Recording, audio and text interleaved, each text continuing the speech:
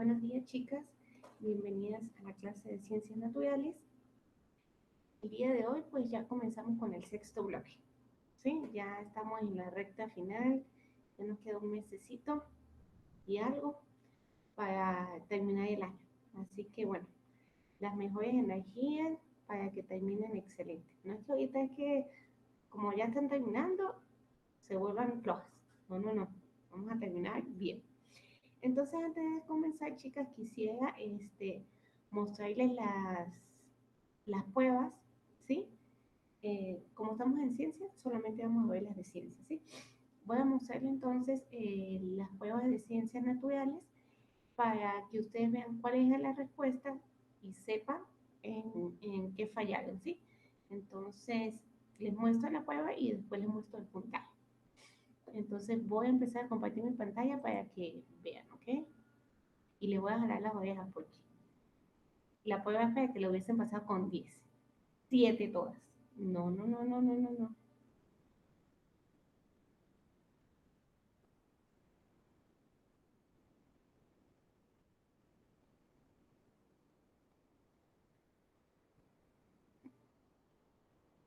A ver, chicas. Entonces, en la prueba de ciencias naturales teníamos la primera pregunta. Dice, si la sumatoria de fuerzas, que es la fuerza neta, es igual a cero, el objeto se encuentra en movimiento. Entonces recuerden que cuando nosotros hablamos de cuando se suman las fuerzas, ¿sí? Puede ser cuando, ya para dejar, no sé si me pueden ver, ajá. Recuerden que cuando un objeto está en el punto medio, ¿sí? Y tenemos, por ejemplo, a una persona empujando de este extremo y otra persona empujando de este extremo, a las dos empujar, ¿sí? En sentidos contrarios, me crea una fuerza neta porque se suma esta fuerza más esta fuerza. Como está en sentido contrario, esa fuerza se anula, ¿sí? Entonces, la fuerza es neta. Como la fuerza es neta y es igual a cero, ¿qué pasa? El objeto no se mueve. Entonces, esa es la respuesta. Si la sumatoria de la fuerza es igual a cero, el objeto se encuentra en movimiento, eso está falso. No se puede mover, está aquí, ¿ok? Vamos con la segunda pregunta. ¿Qué es la deformación? Recordemos que deformación es una fuerza, ¿ok?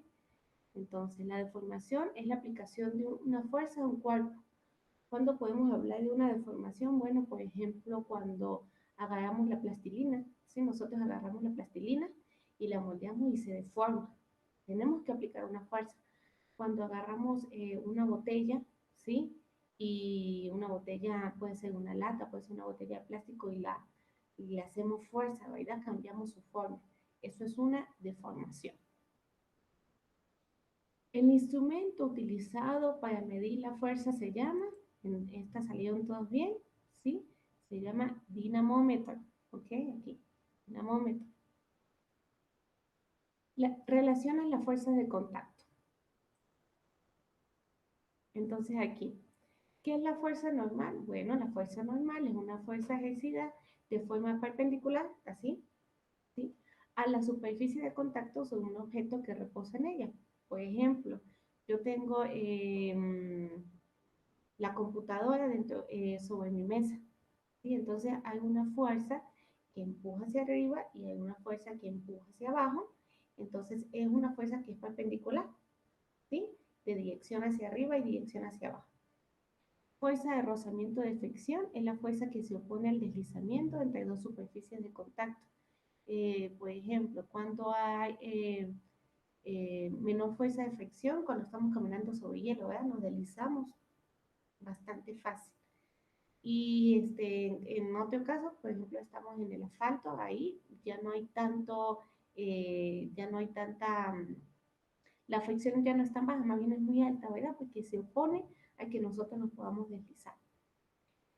Y fuerza de tensión es la fuerza que se transmite por medio de un resorte, una cuerda, un cable, ¿sí? Por ejemplo, cuando se juega ese juego donde está una cuerda y hay dos equipos y tienen que jalar, bueno, ¿sí? Ahí nosotros estamos tensionando la cuerda. Igual con el dinamómetro también funciona por tensión porque el resorte se elonga dependiendo de la masa que tenga el cuerpo que vamos a medir. Los aportes de Albert Einstein en el estudio del universo fueron, ojo con esto, aquí se equivocaron todas, ¿sí? Él descubrió la teoría o propuso la teoría de la relatividad. La teoría de la relatividad que decía, bueno, que el ente, tiempo y espacio van unidos. Y la otra cosa que decía la teoría de la relatividad es que el espacio se deforma, ¿ok? ¿Cómo así que el espacio se deforma? Recuerden que el espacio es plano, ¿sí? Y es como una tela que se deforma de acuerdo al peso de los objetos que están sobre ella. Entonces, esta era la otra que ustedes debían haber seleccionado. Y la última pregunta dice, presten atención, por eso antes de la prueba yo puse leer los enunciados detenidamente para responder de manera acertada, ¿verdad? De los planetas, aquí estamos preguntando planetas, no estamos preguntando estrellas, no estamos preguntando planetas del sistema solar.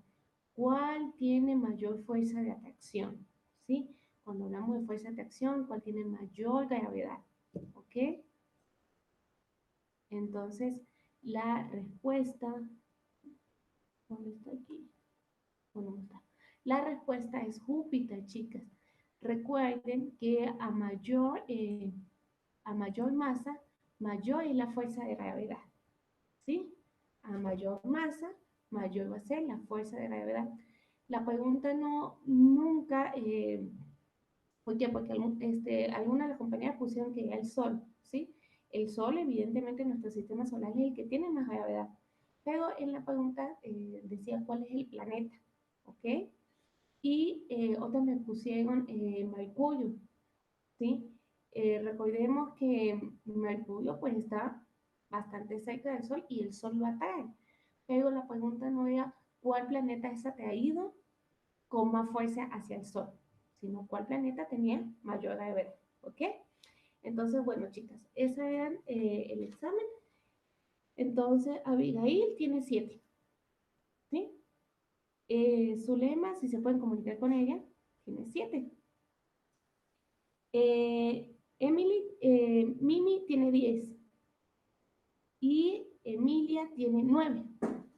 Esas son las notas, ¿ok? Entonces, el jueves en estudios sociales vamos a ver los estudios sociales. Hoy, a partir de las 7, o sea, ya está activada la prueba del quinto bloque, ¿ok? Desde hoy ya están activadas las pruebas del quinto bloque. Igual van a tener martes, miércoles, jueves y viernes. Hasta el viernes a la medianoche tienen oportunidad de responder las pruebas, ¿ok? ¿Están claras aquí? ¿Tienen alguna pregunta, alguna duda? Profe, pero, o sea, es que yo solo me equivoqué en 2 preguntas y me saqué 7, o sea, sí está bien porque no entiendo. ¿En cuál te equivocaste tú? A ver, yo puse en el último lo del planeta, yo puse Mercurio y me equivoqué en lo del Albert Einstein porque puse solo uno. Déjame buscar un momentico.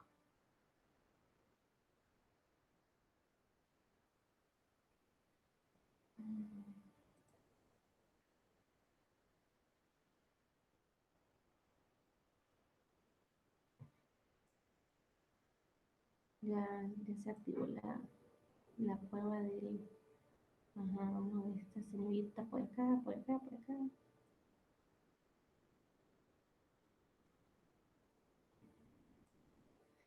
Ajá, tiene, en la primera tiene un punto, en la segunda tiene un punto, en la tercera tiene 3 puntos, en la cuarta tiene 3 puntos, son 6.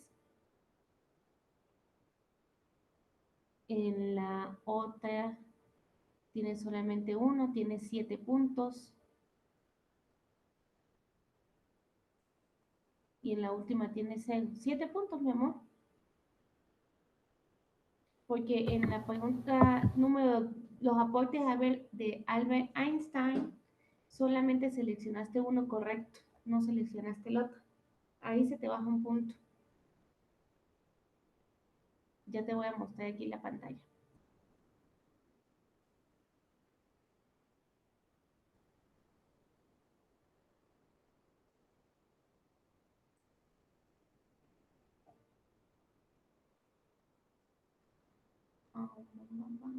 Aquí está, Abigail. Mira, en la primera tienes un punto, en la segunda tienes otro punto, aquí tienes otro punto que te lo puse yo porque no te lo calificó el sistema por el acento. Ahí tienes un punto. Aquí tienes 3 puntos porque las 3 las seleccionaste correctamente. Aquí solamente seleccionaste una. Y sin embargo el sistema te da 2 puntos. ¿Sí? Y aquí, esta está incorrecta, no tienes puntos. ¿Ok? Entonces si sumamos es 2 más 3 son 5, 6, 7, sí tienes razón, 8. 1, 2, 3, 4, 5, 6, 7, 8. Tienes razón, Abigail. Ya voy a acomodarte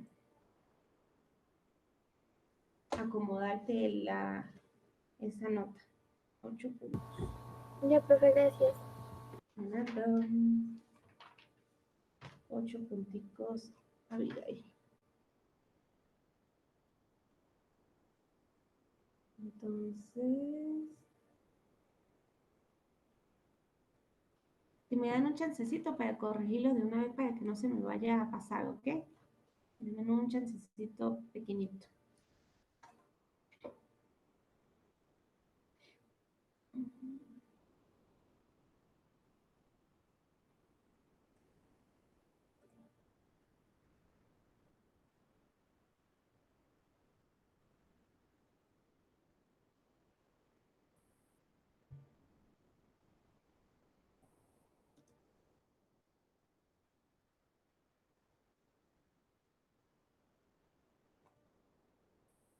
Listo, chicas. Ya está corregido. Bueno, ¿alguna compañera tiene otra duda? ¿Alguna duda? ¿No? ¿Está claro hasta ahí? Perfecto. Bueno, necesito por favor que busquen su libro y se ubiquen en la página 154. Sí, el libro de Ciencias Naturales. Página 154.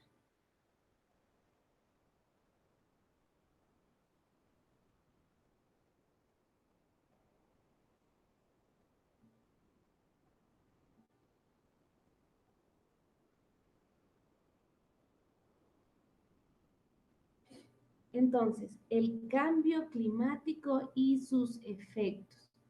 ¿Qué sea cambio climático? ¿A qué nos referimos cuando hablamos de cambio climático? ¿Quién me puede decir?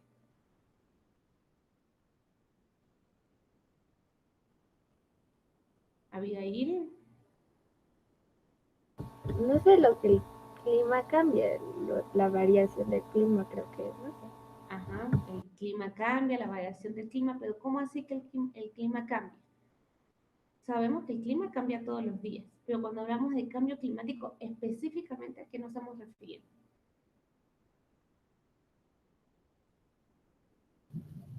Los polos. Ajá, es algo de los polos, ¿verdad?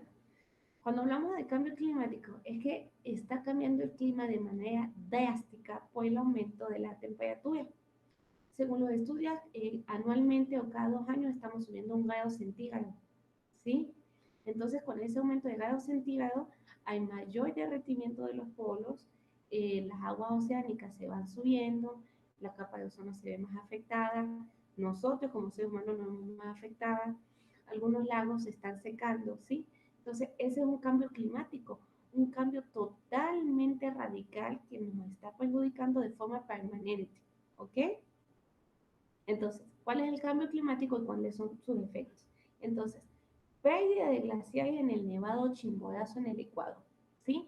El cambio climático, nosotros a veces, como dice Emiliano, hablan de cambio climático y de una vez nosotros nos imaginamos a los pobrecitos ositos polares, ¿verdad?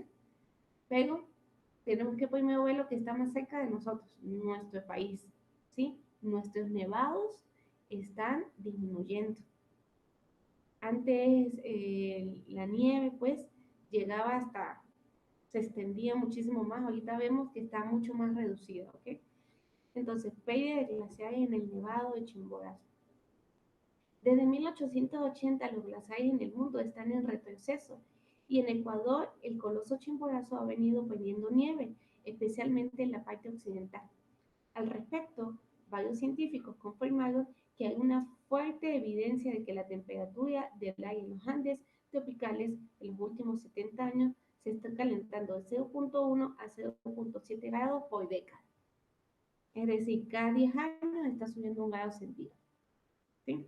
Entonces, imagínense que cada 10 años sube un grado centígrado, cuando tengamos 50, ¿cuántos grados vamos a tener? Si ahorita no soportamos la temperatura y el calor tan fuerte que está. ¿Ok?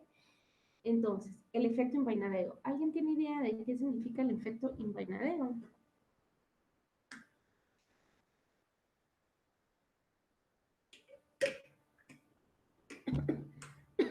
¿Nadie sabe?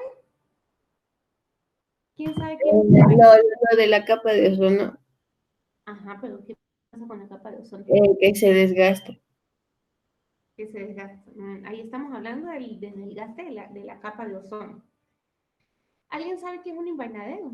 Donde se cultivan las rosas. ¿Sí? ¿Cómo es el invernadero donde se cultivan las rosas? ¿Cómo es? ¿Quién me puede hablar del invernadero? Ajá. Es así, ¿verdad? Tiene como un techo. ¿Sí? Entonces, tiene un techo y el techo las mantiene como húmedas, ¿verdad? Con una baja temperatura. Así pasa con nuestro planeta. Nuestro planeta sufre un efecto invernadero, pero en vez de mantenernos frescos, nos mantiene caliente. ¿Por qué? Porque cuando entran los rayos ultravioleta a nuestro planeta, ¿verdad? Están entrando mayor porque la capa de ozono se está adelgazando. Recuerden que hablamos de que la capa de ozono no tiene huecos. Nosotros hablamos de los huecos de la capa de ozono. Realmente no son huecos, no son agujeros, sino que la capa de ozono se está volviendo más delgada.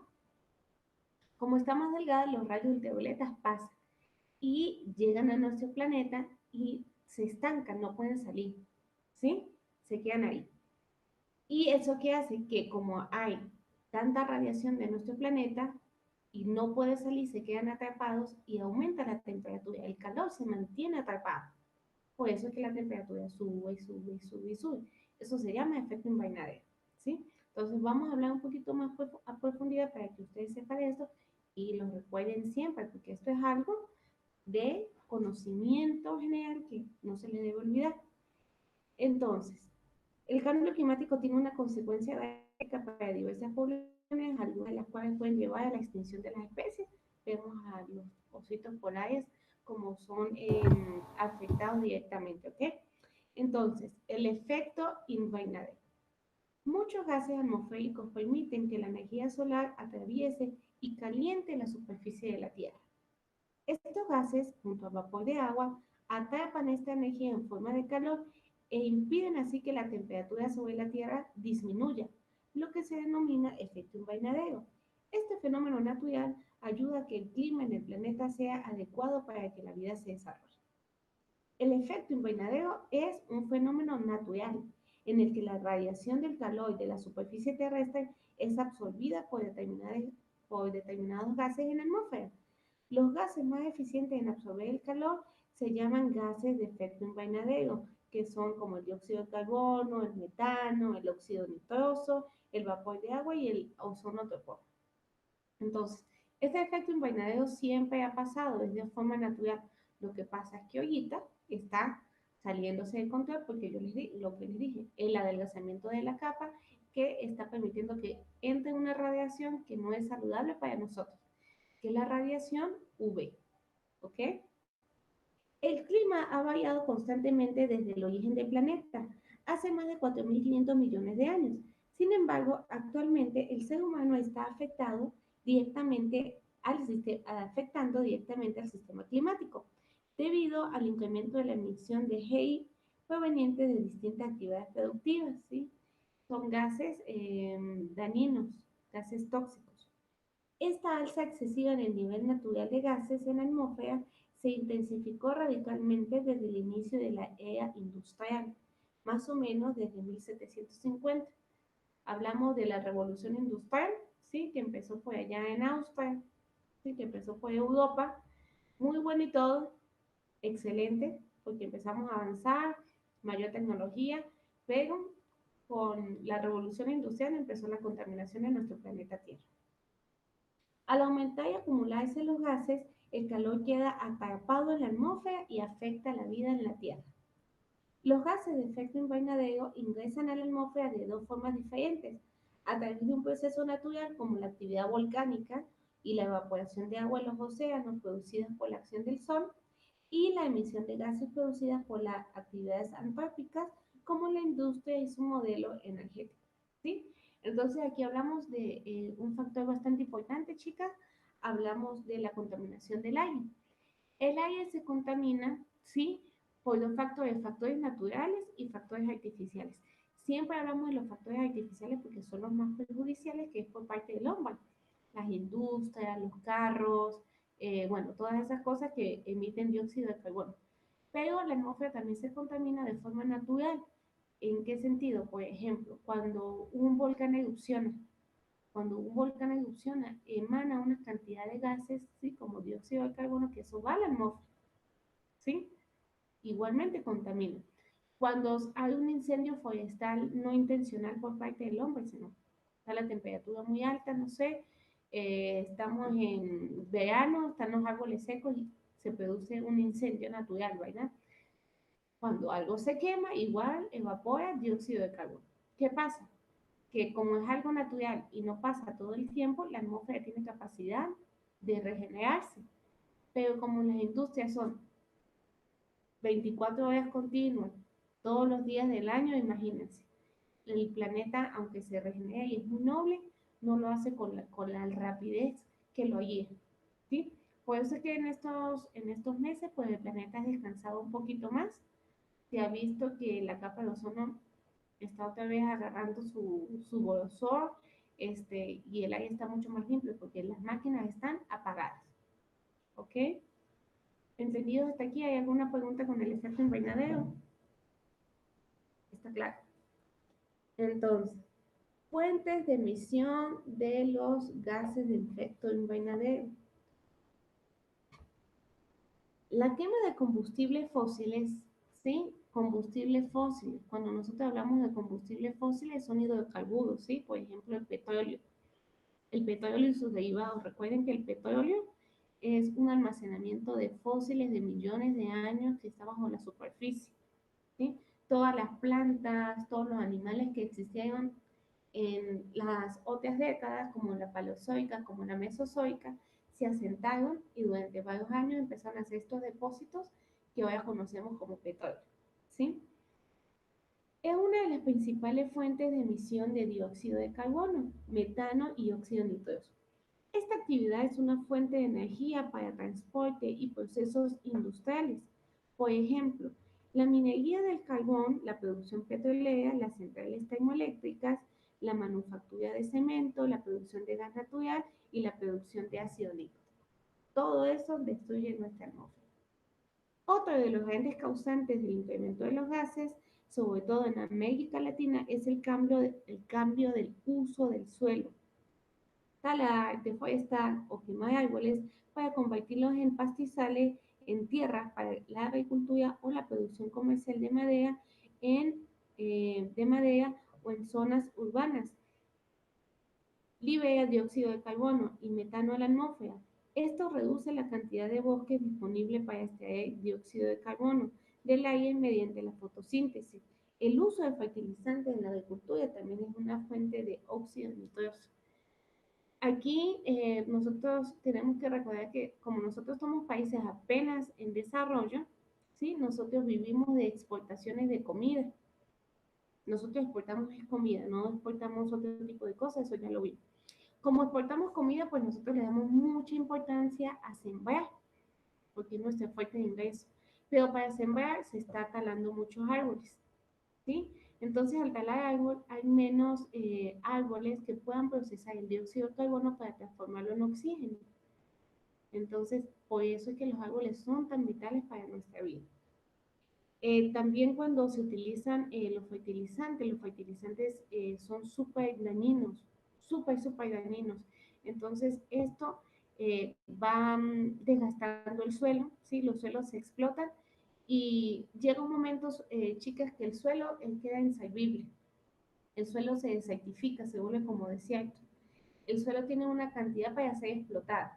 Cuando esa cantidad llega a su tope, ya el suelo queda inservible, no crece nada.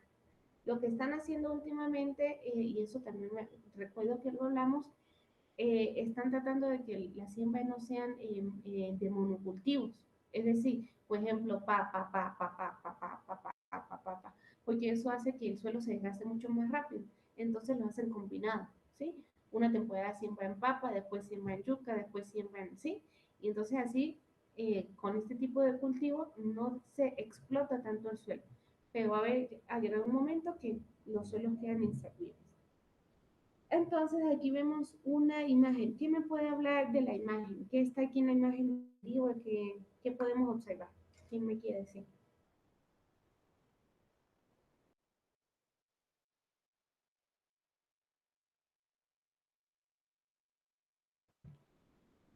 Nadie. Aquí vemos que están entrando ¿qué? Los rayos, ¿verdad? Los rayos que entran a nuestro planeta que son saludables son la radiación que es en forma de calor y la luz visible, ¿sí? Son dos tipos de radiación que nosotros recibimos, calor y luz visible. ¿Y cuál es la que rebota? Los rayos ultravioleta. Entonces estamos viendo que la energía solar está ingresando, ¿sí? Entonces, muchos pueden salir, pero muchas energía está otra vez rebotando y no puede salir. Entonces tenemos aquí la energía del sol,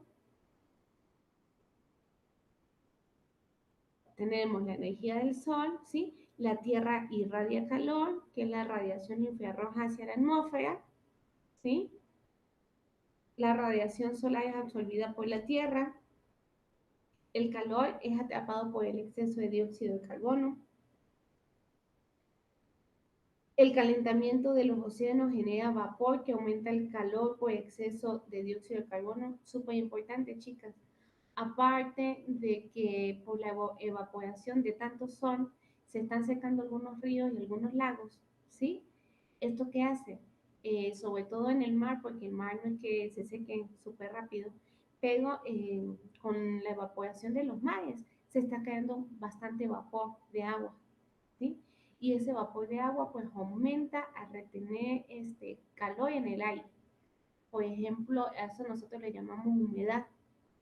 Nosotros vamos a Guayaquil y en Guayaquil el calor es fuerte, pero lo que más te desespera es la humedad. En Guayaquil hay mucha humedad en el ambiente y es por eso. Entonces, la evaporación aumenta el contenido de agua en el aire. Eso genera lo que es la humedad. Fuentes de exceso de dióxido de carbono, quema de combustibles fósiles y de leña en fábricas, medio de transporte y deforestación, ¿sí? Entonces, esto es como una imagen a grosso modo de cómo el planeta se está afectando a través de esta energía solar que está quedando atrapada. ¿Ok? Los gases fluorados, CFC. Estos gases, ¿por qué se llaman CFC? C, ¿sí? De cloro, F de flúor y C de carbono. CFC. Cloro, flúor y carbono. Estos son elementos químicos, ¿sí? Con los cuales se fabrican los aerosoles, etc. Son los únicos efectos invernaderos que no se producen de forma natural, sino que han sido desarrollados con fines industriales. Son utilizados en la industria de refrigeración, es decir, las neveras, aislantes térmicos, aerosoles, fabricación de pinturas, electrónica y aluminio. Son extremadamente potentes, pueden atrapar el calor hasta 22.000 veces más eficazmente que el dióxido de carbono y pueden permanecer en la atmósfera cientos de años. Para que la radiación y esta contaminación salga del sol, de nuestra atmósfera, pasan bastantes años. Pueden estar atrapados estos gases unos 100 años para que pueda ser expulsado. Los CFC no son solo gases fluorados de efecto invernadero, sino que además reducen la capa de ozono. Estos gases se están retirando paulatinamente en virtud del Protocolo de Montreal en 1987, relativo a las sustancias que producen la capa de ozono. Un momento.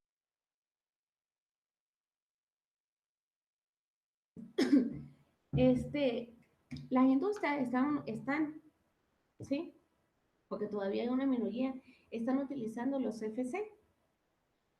Hubo un acuerdo, ha habido varios acuerdos en cumbres acerca del cambio climático y hubo un acuerdo que se llama Acuerdo de Montreal, que fue en 1987.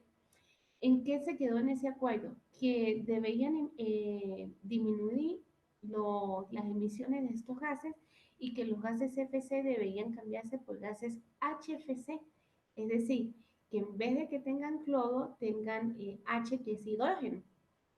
Entonces, se está ahorita incrementando el uso del HFC. Muchos han cumplido, muchos no han cumplido, ¿sí? Pero todavía se tiene la esperanza de que eso ocurra. ¿Por qué?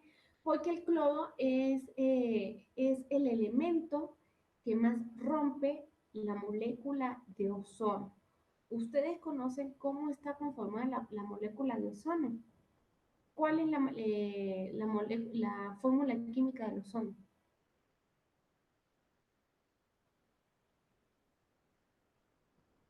Ay, ay, ay, ay, ay, ay. Esto se ve en séptimo. ¿Se ve en séptimo? La molécula del ozono es O3, ¿sí? O3. ¿Qué significa O3? Que tiene 3 átomos de oxígeno, ¿sí? Esa es la fórmula química del ozono. ¿Cómo se crea el ozono? Bueno, el ozono se creó hace mucho tiempo y todavía se crea así. ¿Cómo? En la atmósfera habían moléculas de oxígeno. ¿Cómo son las moléculas de oxígeno? Oxígeno es O2, es decir, son 2 átomos de oxígeno, ¿sí? Entonces, ¿qué pasó con estos átomos de oxígeno? Eran dos, ¿sí? Y habían otros 2 átomos de oxígeno y estos átomos se dividían y soltaban un oxígeno y otro oxígeno. ¿Y qué pasaba? Los dos oxígenos que estaban juntos se unían con otro oxígeno hasta formar el O3, ¿sí? Así es como se formó el ozono, uniendo moléculas de oxígeno. ¿Qué pasa con los CFC? ¿Qué pasa con el dióxido de carbono? ¿Qué pasa principalmente con el cloro? El cloro cuando llega a la atmósfera, ¿sí? Estos CFC, está el flúor, está el dióxido de carbono y está el cloro. El cloro se separa de esta molécula y va directamente y ataca a una molécula de ozono.